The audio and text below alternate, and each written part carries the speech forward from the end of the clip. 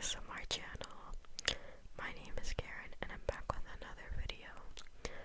In today's video I'm going to be reviewing a couple of movies, so please stay if you enjoy ASMR and movies.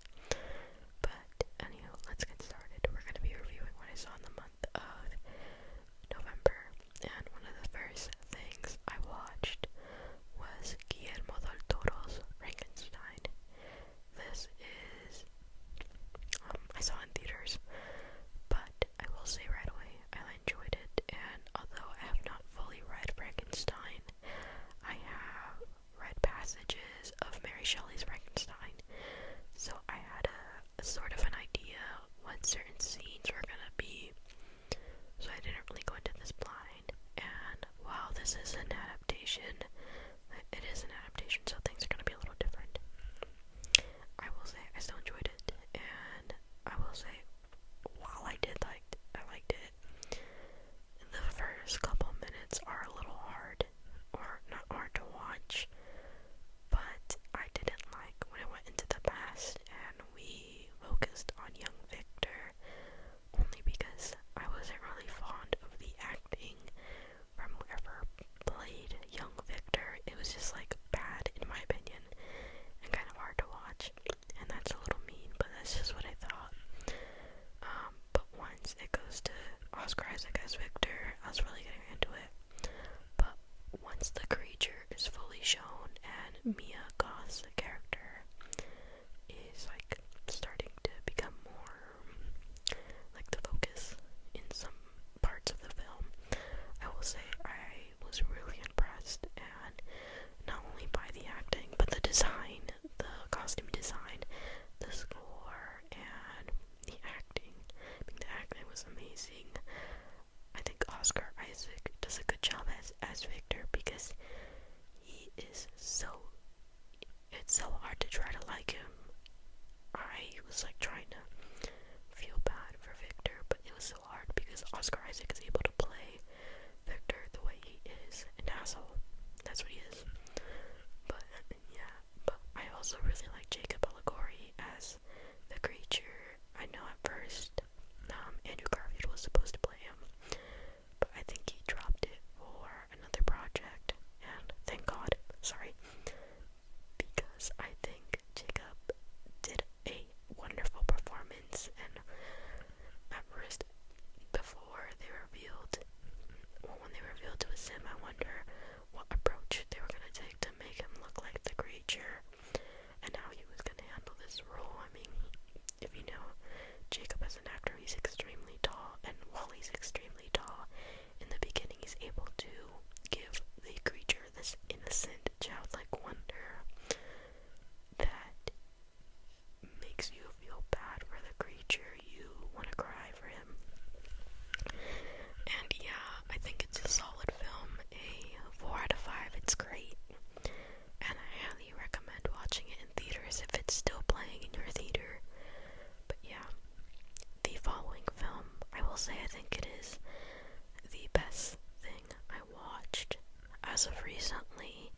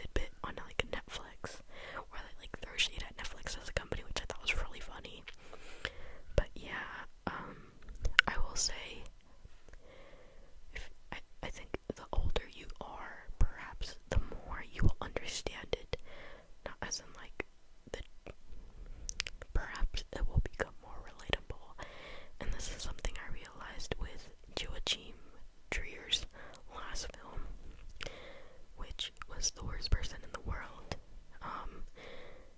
The older you get, I think the more understanding you become of the way some of these characters act, or you can relate to them in some way or regard. But it's a great film. It stars Stellan Skarsgård, Elle Fanning, these two other actresses. I don't know how to pronounce their name, but if it's playing in a theater near you, I highly recommend. Interestingly enough, I asked my local theater what they're going to do with the posters after it's done, so I might snag one. Hopefully I do, because I really want it. But yeah, and I give this film a solid 4.5 out of 5. It's a high rating for me. And the next film, I guess it is a little more dark and serious. This is Time I Love, which stars Jennifer Lawrence and Robert Pattinson. And it is intense. It is a very, I guess, serious film, you could say. It focuses on motherhood, you know. I guess at its core, it focuses on a woman who is kind of losing it because she's suffering through, you could say, some really severe postpartum depression. And while I guess some people in the comments were like, this is so unrealistic, I've heard some stories of moms who really go through it after they give birth. So I don't think it's far to say that some women who have gone through postpartum depression might not relate. I mean, I wouldn't say it's crazy that some women might relate to that. And I think Jennifer Lawrence is giving she's doing an amazing job. I mean, I already respected her from Hunger Games, which I saw as a child, and the latest, like, the last film she did, which was a comedy. This is more serious, and I can understand why she was regarded as such a great actress. She does a great job, and there are certain scenes where you could feel the frustration of her character. There's the sound of the baby crying, the dog that is constantly barking, and the buzzing of bugs in the background. You truly, like, put yourself in your shoes, but you could probably feel the annoyance and think about how somebody might hear that every single day and is already going through so much shit. And while I did enjoy the acting in some of the scenes, I will say that the last part, like last 20-ish minutes, were interesting because they felt, while it felt very slowly paced, I will say that the pacing of it feels very slow. The last 10 minutes feel like a rush, like so much is happening and then it just kind of ends abruptly, or at least that's how it felt like to me. So I didn't really like that. So because of that, I give it a solid 3.5 stars out of 5. 3.5 out of 5. And the following film is a bit more lighthearted. It is the new Predator movie, which also stars Elle Fanning. I'm not sure how many people have watched Alien or Predator, but the movie I saw, Predator Badlands, is a I forgot the word. It's both a series together. They have a couple of these Predator/Alien movies, and it was nothing like I expected it to be.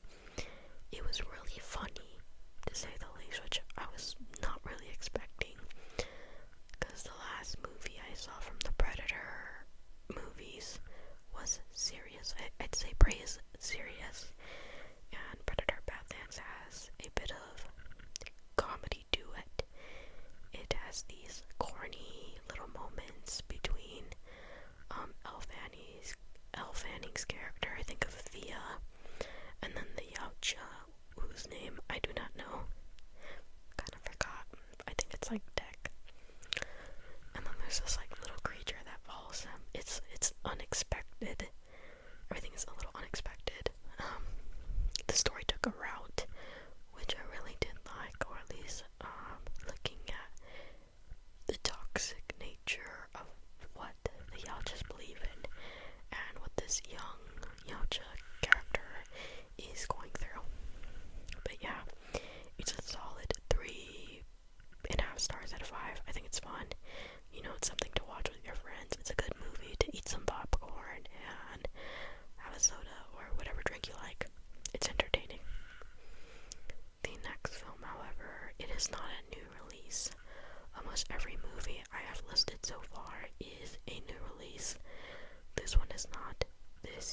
came out in 2006, and it is actually another Guillermo del Toro film, and it is Pan's Labyrinth, or as the title is in Spanish, El Laberinto del Fauno. And I went into this knowing nothing. Like, what I know about the film was, you know, that shot of like that character with like the hand and like the eyeballs in the hand. Yeah, that's all I knew. And I saw this as a midnight movie. My local theater does midnight movies, and I saw it with a friend. And this is and Pan's Labyrinth takes place under Spain's regime under Franco, who was a fascist. Just saying. But I will say, this movie was definitely what I was not expecting. And it's not to say that it's bad. I think it is the best film I've seen, and also one of the saddest films I've seen. I was practically choking on my tears when that movie ended. But as I said, this play takes place under fascist Spain, and we follow the character of Ofelia, whose mother, who's widowed, married a captain who is a fascist, and they are in the rural countryside of Spain fighting guerrilla forces, leftist, communist, you could say. And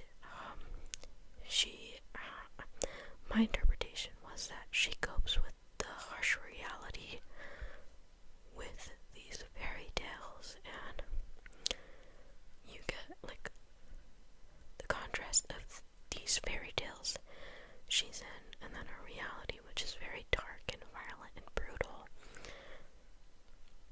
And it personally is one of the best films I've seen by Guillermo.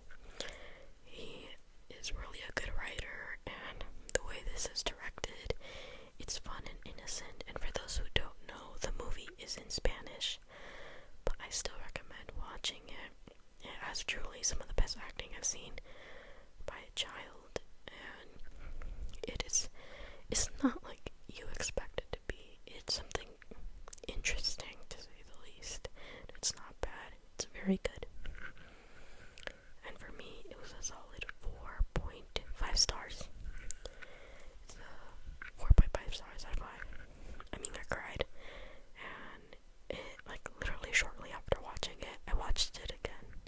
But I watched it on a plane. I'm not gonna review that, because same movie. But anyway, the next movie I watched with a friend, and it is the new movie called Rental Family, which stars Brendan Fraser. And based on the trailers, it is a little like what you think it would be, but not really. Well, I feel like the trailer focuses on Brendan Fraser's character and this little white girl, not this little white girl, this little girl. There's another character who is also as important, I guess you could say, as the girl. Basically, Brendan Fraser plays this man who's like hired out by people to play somebody in their life, and he's like the token white guy. That's literally what they say. They need a token white guy, and he's it. And it was unexpectedly very sad, because in, you know, this rental service, you see that some people crave relationships, and it doesn't mean like romantic relationships. They crave intimacy. They want to be around other people or please the people around them. And it's sad to see, you know, that people experience these emotions and, you know, feel alone. And what I guess the service provides is, I guess you could say, it's not really real, but to some people it is real. That is something real to them that gives them purpose in life. So for me, it's a solid 3.5 stars out of 5. I will say, while I did watch this with my friend chattered a lot, and I was like, dude, we're in the movies. I'm trying to watch this. But yeah, the following film I saw, it's a little more serious. I watched it for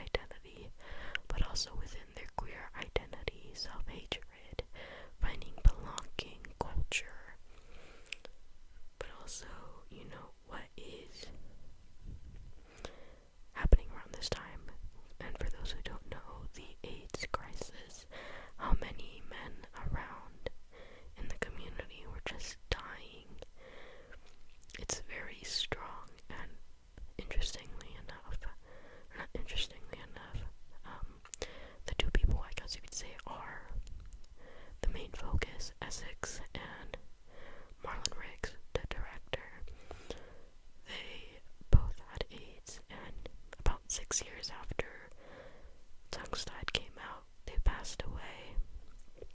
And there was this monologue.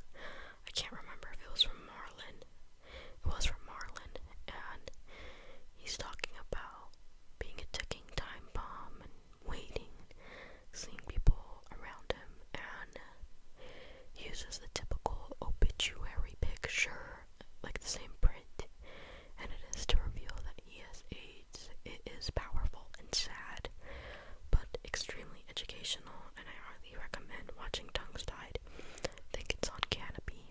I watched it via Canopy, so give it a chance if you can. The next two films on here are actually rewatches. It was Pan's Labyrinth, which I rewatched again, and The Lord of the Rings: The Two Tower, which I watched on the plane, but like not really. It was kind of just like playing. But the next watch is something I watched pretty recently. I saw on Thanksgiving, and it is Hamnet, which, for those who aren't aware, it kind of focuses on a young William Shakespeare and his wife Agnes and their children. It is a tragedy. It is extremely sad. I knew it was sad based on the reviews I read, but after watching it, I cried a whole lot. And like I said, it focuses on young William Shakespeare and his wife and them raising a family and dealing with loss. It really is sad, and I just want to highlight this. The actor who plays Hamnet, Jacob, I think Jacoby Jupe, is amazing, and I think I've said this multiple times in videos. There are times I watch a performance by a child in a film, and I am just truly impressed. At times it exceeds performances I've seen in adult actors, and it really is amazing to see children act so well and move you to tears. And there's a specific scene, and this is spoilers for those who don't know. They lose their son Hamnet, and in that scene you could just see the fear in this child's eyes. He's dying. He's dying, and you're scared. This child is scared. You see the people around him not know how to react. It's truly amazing and sad. And I want to highlight Jessie Buckley. Jessie Buckley gives out a performance. I saw people like laugh at some of the scenes, but for me, especially when the child dies, those are real emotions. We to some people it might not be realistic for somebody to react to a loss of a child that way, but unless we haven't experienced it, we don't know. So while I have seen some people say it's the best movie of the year, I don't really think so. It's a solid 4 out of 5. It's great though. I highly recommend seeing it. And warning, you are gonna cry. You are gonna cry. I cried a whole lot. But yeah. And actually later, on Thanksgiving, I also watched another Guillermo del Toro film. I saw 3 this month, and it is his 2004 Hellboy. I've never seen any of the Hellboy movies until, well, this one, and it is insane to say the least. And also, again, this is like the 3rd movie where it also like briefly takes place under like some fascist thing going on. In this case, the beginning has like some weird stuff about, not weird stuff, Germans, World War II. There's a whole lot. I mean, there's Germans, World War II. There is Rasputin, like some investigation bureau on weird anomalies. It is all over the place. It is crazy. Hellboy himself as a character, I'm like, yeah, he's so fucking cool. He's like there was moments where I was watching it, I think with my boyfriend, and I'm like, that's me. Not really, though. I will say it's kind of interesting to watch old movies and see the, like, product placement slips. I guess you could say the Babe Ruth, like, candy bar. That is a product placement. I mean, but I thought it was pretty fun. At times I thought it was, like, pretty corny. I mean, to say the least. I wasn't really rocking with the romance aspect of it. I was like, okay, whatever. I don't really care. But yeah, it's a solid 3 out of 5. It's something fun, but I don't think it's like, whoa, it's so good. It's fun. It is fun.